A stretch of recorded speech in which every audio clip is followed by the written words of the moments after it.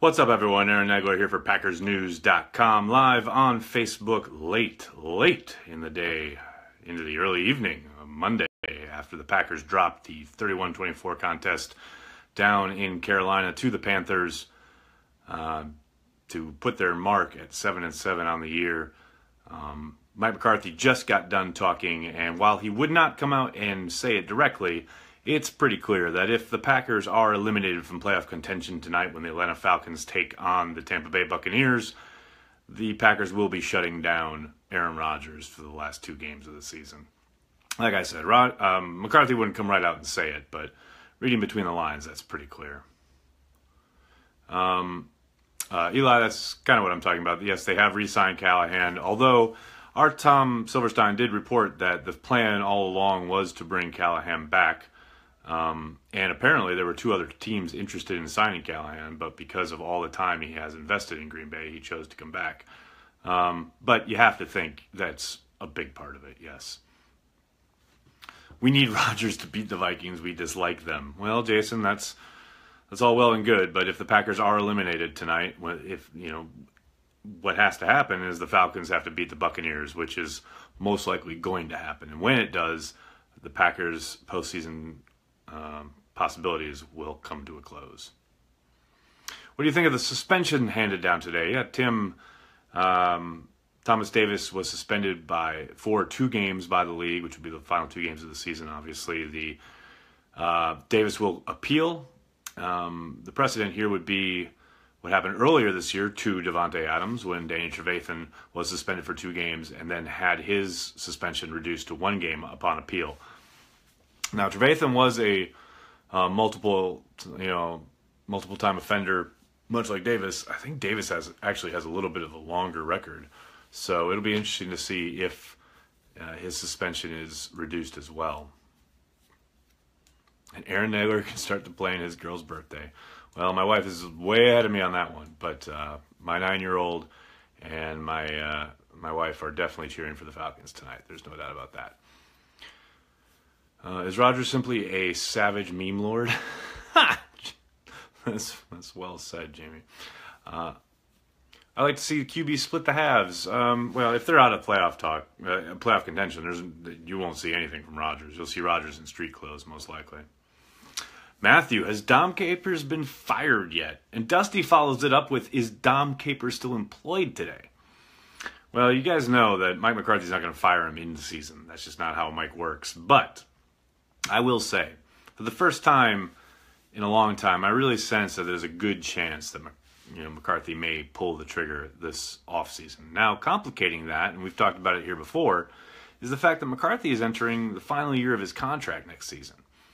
And if McCarthy has gone through all of this, throughout the years, all of the playoff losses, all of the embarrassing outputs by his defense, and he hasn't fired Capers yet, I guess maybe in a move of self-preservation, maybe he would reach out to somebody if say Vic Fangio comes loose from Chicago.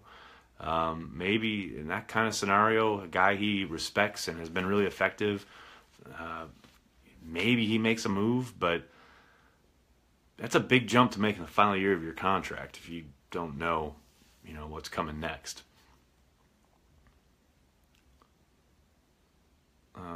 He's not going to shake things up if he only has 1 more year. Virginia, that's what I'm saying. I don't put it past him, and I also don't put it past Thompson to extend McCarthy shortly after the season is over. I know it could be anything from a 3-year contract extension to maybe even just a 1-year deal, but I can't imagine they're going to let McCarthy go into next year as a lame duck. Duncan, when does training camp open? Good question. I would think late July. What would be the staff moves you would make, if any? Dustin, I said on Twitter, I think last night, I would move on from Dom Capers, and I would, try and get Vic Fangio if he's let go by the Bears. I know there's been a lot of questions about Marvin Lewis now that he has been reportedly or will reportedly move on from the Bengals. I think Lewis is looking at a front office position. He, didn't shut down that possibility when asked about becoming a general manager, apparently. So I tend to think he's looking to move up rather than move back down. But you never know. I know he and McCarthy are close, and I guess that would be a possibility. It would mean a major scheme overhaul. The thing I like about Fangio is not only is he a very, very good coach, and he has had, pretty good defenses wherever he's gone. Really, he's been really effective no matter what kind of personnel he's been given. But he also runs a scheme that is, while not exactly like Capers in it by any stretch of the imagination, it is still kind of rooted in the same principles. They both come out of the 3-4 fire zone kind of, base, but he's done a much better job, I think, of adapting to the modern NFL than Capers has. That's just my personal opinion. Most important positions for the Packers in the draft, it's got to be pass rusher. Number one above all else has got to be finding somebody, some human being on this earth that can win a one-on-one matchup with frontline offensive tackles in the league. Because until they do that, they're going to be at the mercy of whatever scheme it is they're employing, and that is no way to live in the league. Why does the NFLPA contradict itself by, and this is a good question, why does the NFLPA contradict itself by putting forth a appeal of a suspension if they're all about player safety? And this is it's not that complicated an answer, but the short version is they represent all their players. And if you saw anything on Twitter this morning when Davante Adams spoke out about the needlessness of that hit and how he kind of went after Thomas Davis pretty hard, there were responses all along the gamut there, including one from a Washington Redskins player whose name escapes me at the moment, but who said, if you don't like, or if he doesn't like headhunting, you shouldn't be playing because I'm always headhunting. Now that's an abhorrent thought, and you don't want that kind of attitude anywhere near the game, but it exists. It's out there. Those players are employed, and they have every right to the representation of their union that any other player does. And the union represents all players. So while, yes, they absolutely advocate for player safety and a safer game, they are also responsible for taking care of players who are going to be suspended by the league because they don't determine the length of suspension. So they're going to fight for the rights of the players that are under quote unquote attack, and that's their job. And I know it's hard, it's hard to square that with the idea that we've spent the last 10 years talking about trying to make the game safer, and then you have a league or a players union that will appeal those suspensions. But it's because they are there for every player and every player's ability to play the game and make a living. A suspension without pay, that's 2 game checks. That's their job. Should Hundley or Rodgers start next week? I think it's pretty clear. If Atlanta wins tonight and the Packers are out of playoff contention, it should be Hundley. If the Packers have a chance, even a remote chance of getting into the playoffs, it should be Aaron Rodgers. A lot of money in receivers. How can we keep Adams' moves on Matthews, Cobb, etc.? I think they'll restructure Matthews and Cobb, and most likely try with Nelson. I would think they would probably approach Nelson before Cobb. I think Cobb is still a going concern. I know fans don't like him because of his contract, but I think he proved yesterday, once again, his worth. He had a big play, a touchdown play where he shakes 2 guys to get into the end zone. He also had another play on Rodgers' second interception, which probably is a touchdown if Rodgers throws a better ball, where he's behind the linebacker, is splitting the safeties. If Rodgers just puts it where he probably normally would, that's a touchdown. So, Cobb is still a very capable receiver, still a valuable part of the offense. But that said, for his production in an offense that does spread the ball around a lot, it's going to be hard for him to reach the big numbers he was putting up when he signed the deal. So I do think the Packers will approach him about extending / spreading the money around. And I do think they will do the same thing with Clay Matthews, or they'll try to anyway. These guys could always refuse. And then the Packers will have to make a choice of whether to cut them or not. But Jordy is a little more, to me, that's the one that makes the most sense to to say, look, we have got to reduce your salary. Because it sure looks like, even with Aaron Rodgers out there, it sure looks like, his suddenness as an athlete, his athletic ability, Father Time is undefeated, and it sure seems to be catching up to Jordy Nelson at the moment. If Capers is gone, who becomes D coordinator? Oh, Paul, who knows?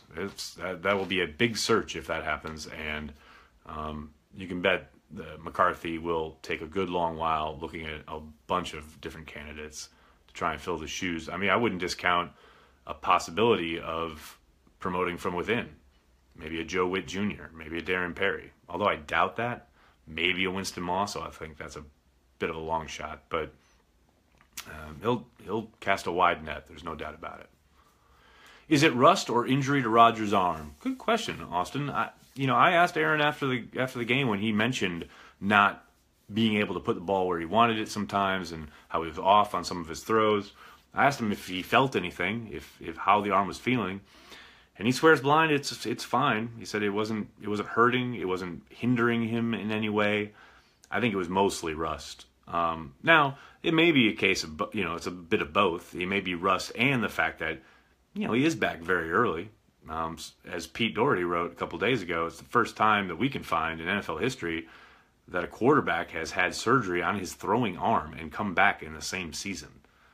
There were a number of throws there where, the Cobb one I just talked about, the one to Jordy up the right sideline when Jordy got behind the guy, those are throws that, if that's Aaron Rodgers, normal Aaron Rodgers, 100% Aaron Rodgers, I mean, he flicks his wrist and that thing is gone, But you do have to think 8 weeks off, most of that not working out. One of the things when Ryan Wood did a piece shortly after Rodgers broke that collarbone, he did a piece about, the fact that it is on the throwing shoulder. It's all well and good that you can get back at a certain amount of time, but you are always going to be kind of behind the eight ball strength-wise, trying to rebuild the strength. Like I said, those are throws that we've seen Rodgers make, but he couldn't make them yesterday.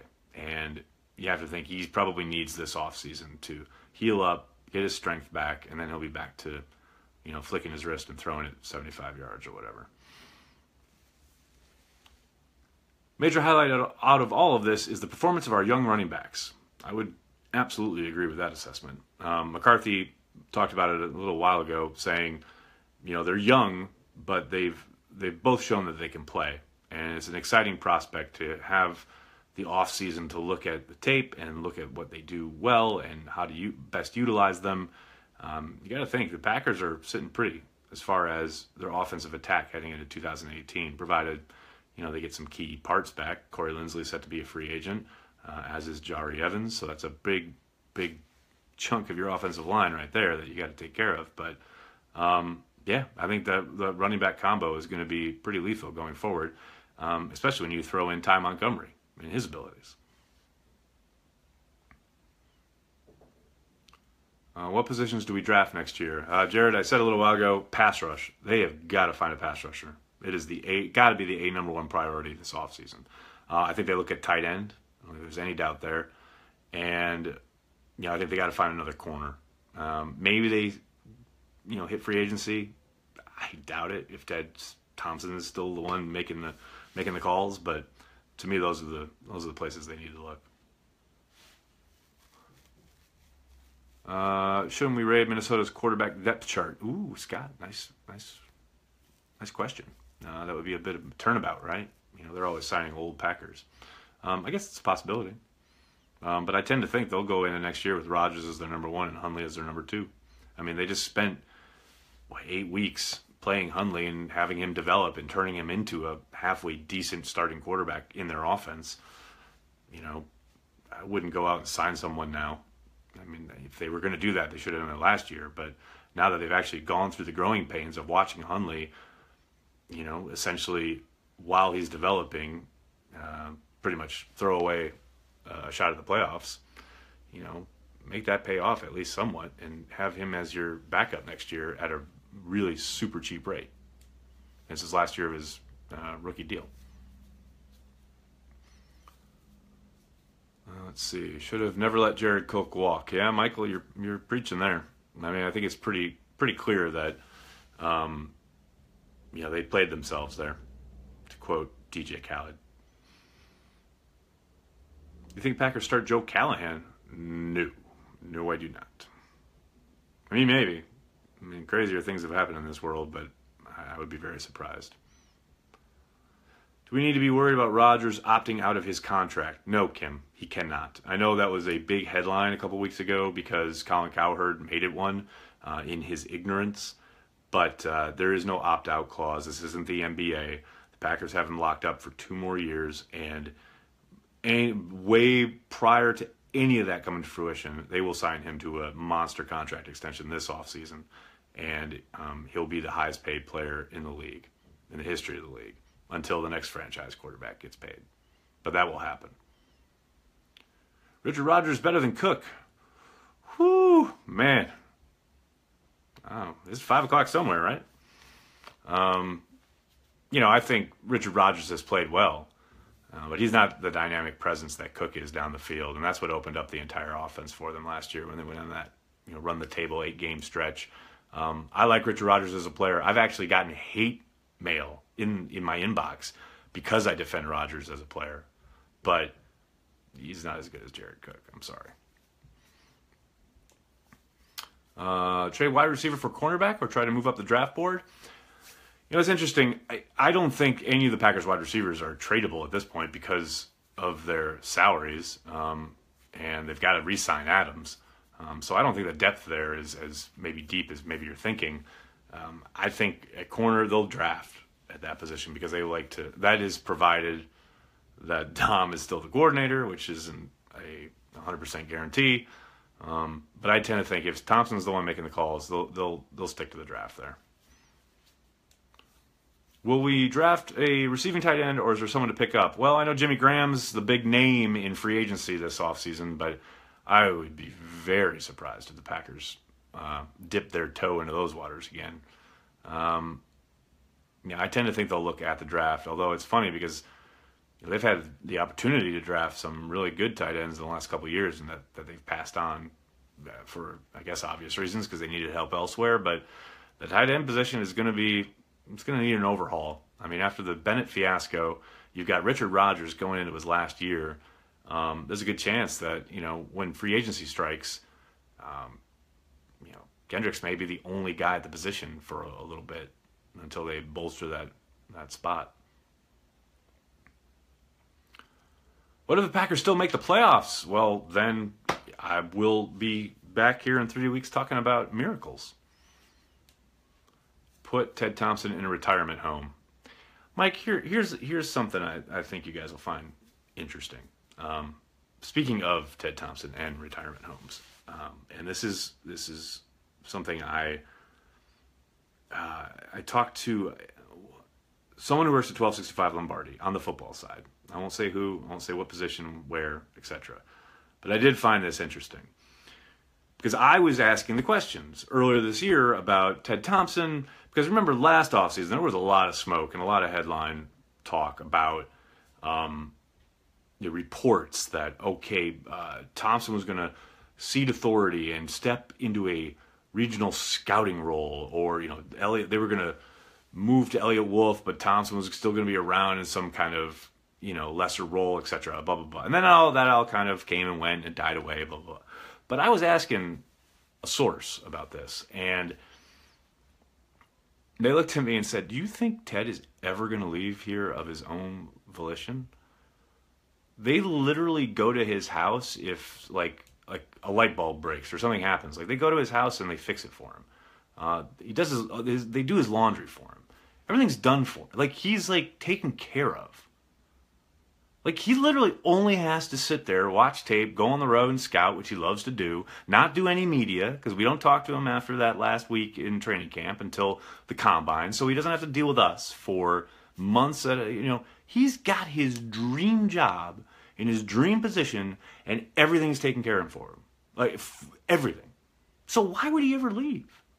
And I know a couple years ago he talked about maybe possibly wanting to see his family more down in Texas. And I know, I think Michael Cohen wrote it, but somebody for us wrote He quoted some of his family members saying, yeah, it'd be nice to get him down here. We want to see him a little bit more.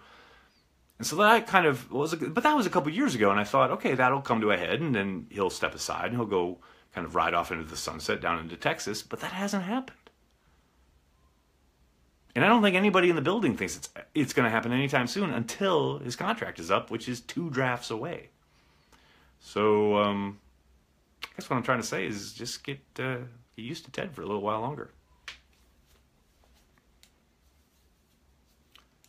Is he healthy, though? Tom, it's so funny. So many people ask me that, and I've asked the Packers so many times after so many press conferences where you're just watching him, you're watching Ted, and you're going, there's no way this guy is right.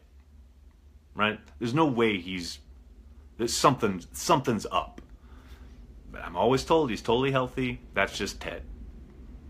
I can't, unless I go prying into the man's medical records and maybe pull a Fletch and go into his doctor's office and try and steal his records. I gotta take it at their word. So I guess he's fine. Is Adams okay? Elijah, that's a good question. He seems fine. He was tweeting up a storm this morning. Not that means anything. I tweet up a storm every day, and I'm deranged. But yeah, he seems to be good. He won't, he can't speak to the media while he's in concussion protocol. McCarthy said, he will go through concussion protocol throughout the week. He won't be put out back on the field unless he clears it. I'll be very surprised if he gets cleared. I'll be very surprised if he plays again this year. Unless the Packers are somehow magically not eliminated from playoff contention. Ray Rose, the only coach in Green Bay to get fired after 1 year going 8-8. That is correct, Michael. I still remember where I was when that happened too. It was a couple hours after the game, the last game of the year, which was, I think, if I remember right, was against the Panthers. That was a bit of a shock. That was Ron Wolf just pulling the trigger right there. But I don't see Ted Thompson doing that. D-line and O-line key for the Packers draft. I think offensive line is definitely something they got to look at, but they almost always do. And I don't think it's something they'll look at early. They've had a lot of success with day 3 guys and undrafted free agents. I mean, McRae played his heart out this year. He played pretty darn well, too, and he's an undrafted guy. They have Taylor there at left guard. They just re-signed, undrafted guy. Corey Linsley, day 3 guy. David Bakhtiari, one of the best left tackles in the league. Day 3 guy. So, yeah, I don't think they'll jump on that early, but I do think they'll look at it. It's funny because when you say defensive line, I think they're okay there with, as far as true 3-4 defensive linemen, as far as having Mike Daniels, Kenny Clark, even Quentin Dial throwing that into the mix. Montravius Adams is the big question mark because he obviously hasn't added anything this year. Definitely a redshirt season for him. Curious to see what an offseason in the weight room, a year where he actually gets to practice and doesn't hurt himself right at the beginning of camp. So I think, not that they're set, but I think they're in a good spot there. But if you're talking pass rushing, outside linebackers standing up, getting after the quarterback, well then I'm in agreement. That's number one, what they need to be looking at. Does bringing back Callahan mean Rodgers is done for the year or no? We won't know until after tonight. If the Falcons win tonight, you can bet they'll shut down Rodgers. If the Buccaneers pull off a miracle and the Packers are still alive, I think Rodgers plays. We're going to end up losing Wolf to New York. It's possible, Justin. I know it was reported, I think it was Pro Football Weekly reported that he will have an interview there. And I know they've already interviewed Gettleman and one other guy, and then I think Wolf is up soon. I think that's Gettleman's job. So I'd be very surprised if Wolf actually ended up getting that job over Gettleman, but you never know. Do you think Clay will be back next year? Yes, John. I think they'll extend him and reduce his cap hit. But yes, I think he'll be back. I saw Vince Beagle out there winning 101 Sunday. I was pretty excited. He actually played pretty decently. That's a guy who, give him a full offseason. Again, get him back healthy, get him a full offseason in the weight room. I think he could definitely contribute. And maybe, temper some of this they should have taken TJ Watt stuff that I get every single day. Martinez was a stud. He's a good player. I wouldn't exactly go so far as to call him a stud yet, but that may just be, our definitions of the words when applying them to football players. Heard a lot of times Capers needs experienced DBs to run his scheme. I would agree with that. Absolutely. Will Raji take over for Thompson? Thank you, Dustin. Fantastic. How many beers have you had tonight? None, Rick, but I will be consuming many of them as soon as I'm finished here. What does Aaron Nagler do during the offseason? I watch old Packers tape, and I go to the combine, and then I watch more Packers tape. I have no life. Trade Hundley Cobb for Cleveland #1. Just kidding. Douglas, I hope you are. Otherwise, seek help. What do you think about Peppers tackling Rodgers because he was on our team? Oh, well, Peppers admitted after the game that he went easy on him. And that he was making sure, he went for the ball, and when he couldn't get it, he just, bear hugged him basically and put him on the ground. But he could have really hurt him. There's no doubt about that. And he admitted he went easy on him because, he respects him as a former teammate, as a friend. He didn't want to hurt him. Trade haha. Who's gonna trade for the guy after the tape he put out there this year? I mean, whatever's going on with HaHa Clinton Dix, the Packers have got to deal with it. I don't see another team giving up a draft pick for the guy. You're going to be at the Super Bowl, or are you done after Week 17? I will be done after Week 17. Now that I don't cover the league anymore, I don't have to go to the Super Bowl, which is fine by me. Don't get me wrong, it's a lot of fun. Super Bowl week is great. Some weeks better than others, but it's nice after lots and lots of years of being gone all the time. I am totally fine. And this will be the first January I'm not on the road for in a long time. Do we see Hundley as a big star in the future? No. What do you think about Rex Ryan for DC next year? Chris, I really liked the idea of Rex Ryan a couple years ago. Actually, when he got fired from the Jets, I thought he would be an excellent pickup for the Pack as a defensive coordinator. Obviously, that didn't happen. At this point, though, I mean, he's so far, he's been in the TV world. He's been in a TV booth, or not a booth, but a studio for a good long while now. It's hard to go back once you're there. Once you're you got to show up for a few hours, talk some junk, go home, get a nice big paycheck, do a little bit of prep, go back, talk some more, go home, do a little bit of prep, talk some more. I mean, that's your life, right? And then football season ends, and you don't have to do anything except for maybe during the combine and then maybe around the draft, and that's it. You go back to coaching, you're there, you're grinding, you're there every single day, morning, noon, and night. It never ends. There's no off season. You maybe get 2 weeks in late June, if that. Probably not that as a coordinator. I mean, it's a grind, man. And that's why when you see people jump to television, it's very rare that they get back in. Now, it has happened, so I'm not going to totally discount it, but I would tend to think McCarthy. And then that's the other thing. I can't imagine McCarthy inviting that personality into 1265 Lombardi, especially after the crashing, burning we saw from Martellus Bennett's time in Green Bay. Nelson and Cobb stealing money. I think that's a little harsh.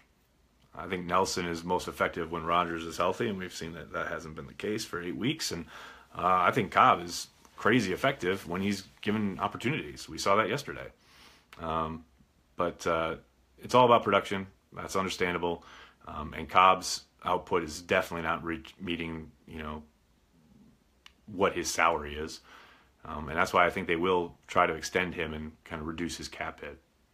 Do you think they will resign Morgan Burnett? Yeah, that's a really tough call. I think when he's healthy, he's really essential for that defense. I think a big part of it is A, is Dom Capers back next year? B, can they get him on the cheap? Because I don't think you can pay for the guy at this point. It's hard for him to stay healthy. And, they drafted Josh Jones kind of as his heir apparent. Now, Josh Jones hasn't looked great. So maybe they do think, yeah, we need to get Morgan back. And I know they love Morgan in the building. Great locker room guy. But so was Micah Hyde, and they let him walk. So who knows? But I think they'll try to. I think they'll definitely try to. Luke, do you want Capers back next year? No one cares what I want. Especially the people at 1265 Lombardi. I did say this morning, I would fire him. If I was in charge, I'd let him go. I think at this point, you've seen everything you need to see, especially when coupled with Ted Townsend as a general manager. If Ted was providing a good flow of experienced players who had experience in the scheme, who could come in and help, then that'd be one thing. But when you're constantly shuffling in undrafted free agents and rookies and first, second-year players, and there's a constant fire drill down in and down out, and guys are running around not knowing where they're supposed to line up, not knowing what the checks are, not knowing what adjustments to make after the snap of the ball, that's coaching. And this has happened and it's worse this year than it's ever been. So how do you stick with that? So if that's me, yeah, I let him go. But I'm not Mike McCarthy. So what I would do doesn't mean a whole lot.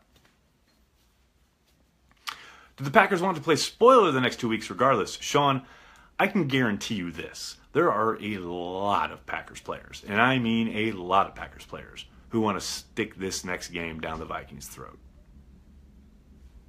That's all I'll say about that.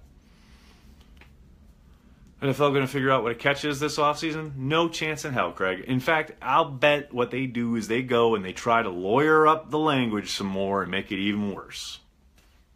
I don't think we're ever going back to the time when it all made sense. You are so much more honest than Packer team writers. Very refreshing. Well, Mike, they're paid by the team. So, those guys are really good at what they do. And I assume you mean Wes Hodkiewicz and Mike Spofford. Those guys are amazing at what they do.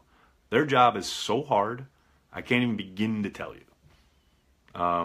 And I think both of those guys do a fantastic job of telling it like it is, even though they're drawing a paycheck from the team. They do yeoman's work, and they do a job I could never do. Respect the hell out of those guys. How many times does Capers need timeouts because he's only got 10 guys on the field? I mean, at least 3 times this year they've actually just gone ahead and played with 10 dudes on the field. Once in Dallas, they gave up a 25-yard run. Once against the Saints, they gave up a touchdown. I mean, it's ridiculous. That's what I mean. Like, at some point, you just got to say, okay, this is not working. Why didn't we run the ball more? Great question, Dimitri. Mostly because the game plan called for Rodgers to have control at the line of scrimmage. And I actually asked Aaron about that after the game yesterday. And he said, the checks were wide open. Everything was there. As far as his ability to check in and out of stuff at the line of scrimmage. They have a ton of RPOs, which are, that's short for run-pass option, where there's a run and a pass built into a single play, and Aaron has the option to choose whether to go with the run or the pass. And, he admitted, and McCarthy just admitted a little while ago while he was talking, they skewed heavily towards the pass yesterday because of the way the Panthers were playing them. The Panthers were insanely aggressive with their front yesterday. They blitzed the Packers more than any team has all season long. Obviously, they saw Rodgers coming back and thought, the rust factor would be big, and they wanted to get after them. And to the Packers' credit, they did a good job of blocking it up. I thought James Campen and his crew did a really nice job of keeping things off of Rodgers for the most part. Now, obviously, we saw things like Spriggs get beat. There were, breakdowns here and there individually, but as a unit, I thought they did a great job. As Rodgers mentioned last night, there were no free rushers. They did, despite all the blitzing, there was never once where a guy just came screaming through untouched. So, but with that said, they didn't run the ball as much as probably you were expecting or maybe would have liked them to, because Rodgers was at the line of scrimmage and seeing what the front was presenting him, which was a whole lot of guys pressed up, especially mugging the A-gaps, and you don't want to run into a brick wall repeatedly. So Rodgers wanted to take advantage of that, and that's why he was throwing the ball, either with a check with me where he comes to the line and he has 2 plays called and he can look at the front and say, okay, it's this or it's that, which would result in a passing play. Or on the run-pass option where they were crashing down on the run, and so he would take the pass to the outside. That's essentially why. Now, I know the argument, the counter to that, and some people have said, and I understand it, is McCarthy should have, quote unquote, saved Rodgers from himself, so to speak, and had a more run-oriented game plan heading in. And I guess there's some merit to that. But you have to remember that the Panthers, I think, coming into this game were number 5 in the league against the run. You remember last week 2 weeks ago against Cleveland, they were banging their head against the wall until they finally just spread it out and had to, go to town that way because they couldn't make the run work. I think McCarthy probably was expecting similar treatment in Carolina and just decided to get ahead of it. Plus, he's got his all-world quarterback there who's the master at the line of scrimmage. So I can't kill him for that.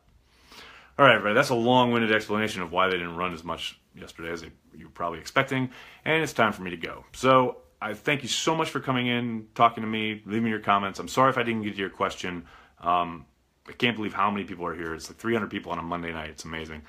Thanks so much, everyone. Make sure you're checking PackersNews.com for all the latest. We'll have everything from yesterday's game, everything out of McCarthy's availability tonight. Obviously, the Atlanta Bucks game, big deal for Packer fans tonight. Whatever happens there, we'll have all the coverage all throughout the week leading up to the game against the Vikings on Saturday night. Thanks a lot, everyone. Have a good day.